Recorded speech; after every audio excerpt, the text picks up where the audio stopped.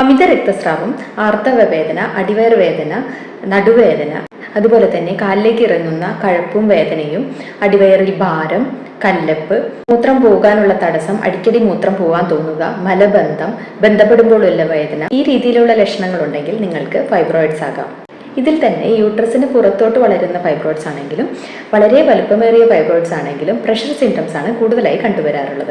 അതായത് മൂത്രം പോകുന്നതിനുള്ള തടസ്സം, അടിക്കടി മൂത്രം പോകാൻ തോന്നുക, മലം പോകുന്നതിനുള്ള തടസ്സം, അതായത് കോൺസ്റ്റിപ്പേഷൻ ഉണ്ടാവുക, കാലിലേക്ക് ഇറങ്ങുന്ന, നടുവിൽ നിന്നും കാലിലോട്ട് ഇറങ്ങുന്ന കഴപ്പും വേദനയും കാണപ്പെടുക എന്നിവയാണ് ഉണ്ടാകാറുള്ളത്.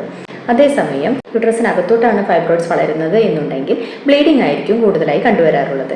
ഇൻട്രാമ്യൂറൽ വെറൈറ്റി ഓഫ് ഫൈബ്രോയിഡ്സ് ആണ് ഉള്ളതെങ്കിൽ, അതായത് യൂട്രസിൻ്റെ പേശീഭിത്തിയിലാണ് ഫൈബ്രോയിഡ്സ് വളരുന്നത് എന്നുണ്ടെങ്കിൽ അസഹ്യമായ ആർത്തവ വേദനയും അതോടൊപ്പം തന്നെ ബന്ധപ്പെടുമ്പോഴുള്ള വേദനയുമായിരിക്കും കൂടുതലായി കണ്ടുവരാറുള്ളത്.